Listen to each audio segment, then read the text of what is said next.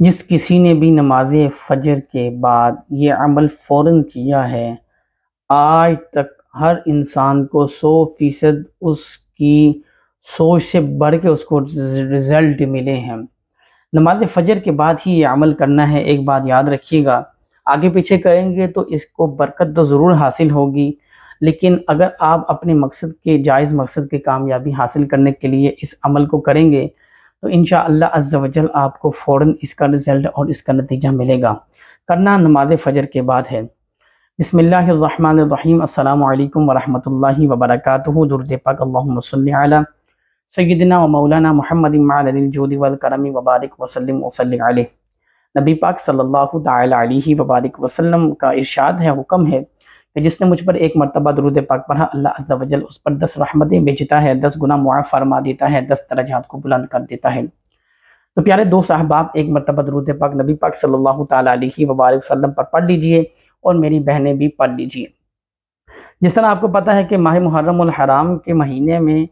چند ایام باقی ہیں، ماہ سفر کا آغاز شروع ہونے والا ہے، ماہ ربیع النور شریف کا بھی مہینہ شروع ہونے والا ہے۔ تو یقین مانے کہ یہ وہ مہینے ہیں جس میں قبولیت کی گھڑیاں بڑھ جاتی ہیں، اور ماہ محرم الحرام میں فجر کی نماز کے بعد اور دیگر کسی مہینے میں رمضان ہے، رجب ہے، شوال ہے، ذی القعدہ ہے، ذی الحج ہے،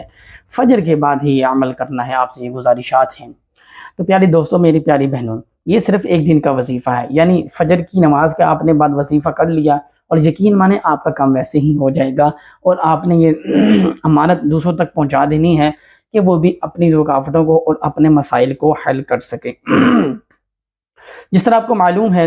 کہ نبی پاک صلی اللہ تعالی علیہ وبارک وسلم کی ساری جو عمر تھی وہ 63 سال تھی۔ آپ 63 برس کے بعد دنیا سے تشریف لے گئے، اور آپ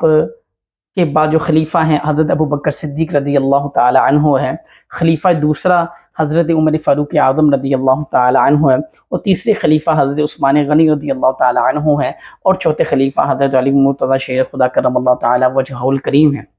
یہ چار۔ اس کے بعد آپ یہ بات سوچیں کہ 2 شہزادیاں نبی پاک کی حضرت عثمان غنی رضی اللہ تعالیٰ عنہ کے نکاح میں ہیں، اور حضرت فاطمہ الزہرا جو آپ کی لاڈلی شہزادی ہیں وہ نکاح میں ہیں مولا علی کے۔ آپ کے چچا زاد بھائی ہیں مولا علی، اور یقین مانیں کہ یہ وہ گھرانہ ہے جس گھرانے کا نام لے کر آپ ویسے بھی کچھ مانگ لیں تو اللہ تعالیٰ آپ کو عطا کرنے پر قادر ہے۔ اللہ آپ کو راضی ہو جائے گا، آپ سے اللہ تعالیٰ آپ پر اپنا ویسے بڑا فضل فرمائے گا۔ اور یقین مانیں ایک حدیث پاک میں سنانے کے بعد انشاءاللہ عز و جل عمل کی طرف آتا ہوں، کیونکہ آج کا جو عمل آپ کو بتانا ہے وہ اللہ تعالیٰ کی لاڈلی صورت ہے۔ اور یقین مانیں یہ بالکل میں واضح طور پر بتا دوں کہ حدیث پاک بہت سی اس بارے میں موجود ہیں کہ اللہ تعالیٰ کو بہت یہ پسند ہے کہ جس نے بھی اس صورت کا وظیفہ نماز فجر کے بعد کیا، اللہ اس سے راضی، اللہ کی جنت اس پہ واجب، اللہ تعالیٰ نے اس کے لیے جنت میں محل تیار کر دیا، اس کو وہ عطا کر دیا کہ جو انسان سوچ بھی نہیں سکتا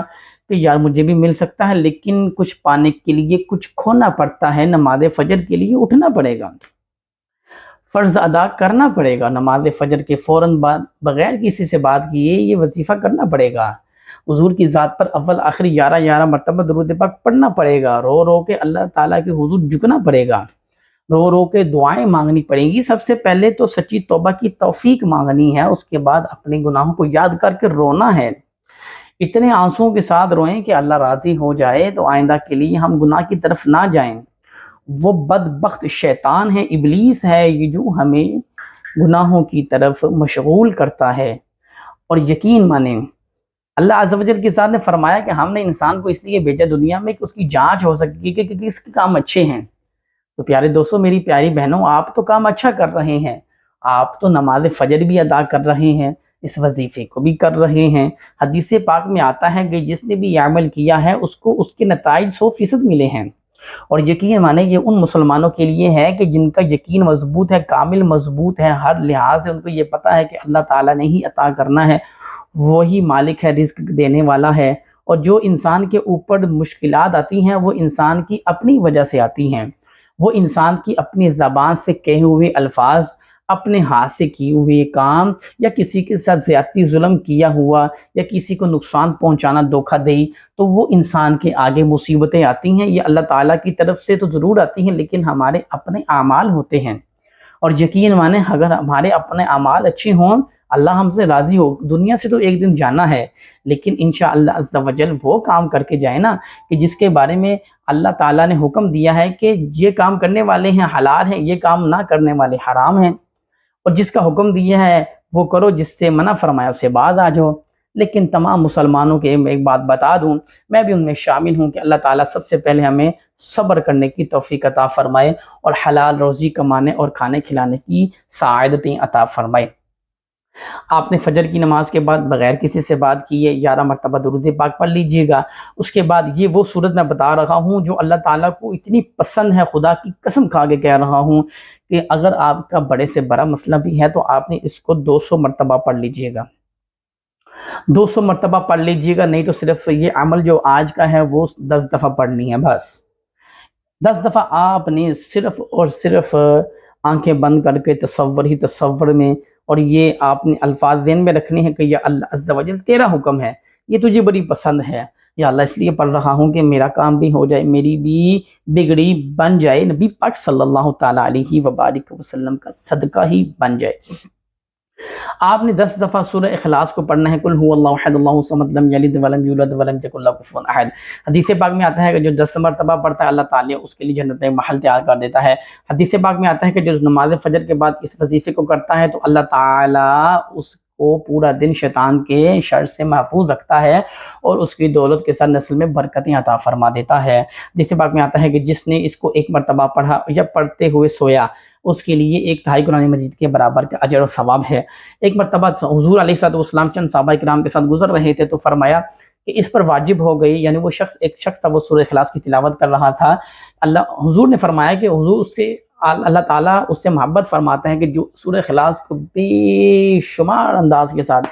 اللہ تعالیٰ کی بارگاہ میں اس کا اسباق کو پیش کرتا ہے، پڑھتا ہے، اللہ کی رضا کے لیے پڑھتا ہے، اس کی رضا حاصل کرنے کے لیے اور اس کی رضا شامل کر کے پڑھتا ہے، اور یقین مانیں یہ عمل 1 مرتبہ پڑھ کے دیکھ لیجئے گا، آپ کے مسائل تو ویسے ہی حل ہو جائیں گے۔ اللہ تعالیٰ ہمیں نماز فجر کے بعد عصر مغرب عشاء ادائیگی کے ساتھ نماز